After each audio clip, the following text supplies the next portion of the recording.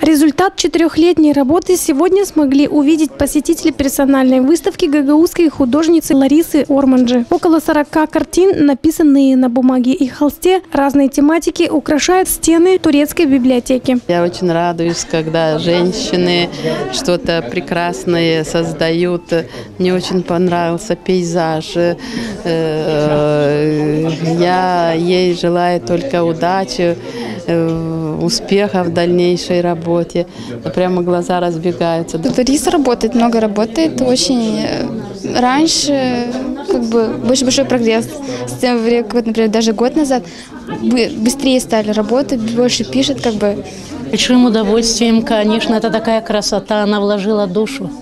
Это очень красиво. Оттенки, цвета. На выставке присутствовали многочисленные гости, знакомые Ларисы, родные и близкие. Начальник отдела культуры Камрадского района также дал свою оценку начинающей художнице. Это состояние души самой, кто это делает, рисует, творит. У нее очень благородная душа. И вот эти яркие оттенки, вот это все, она свою душу вставляет в картину.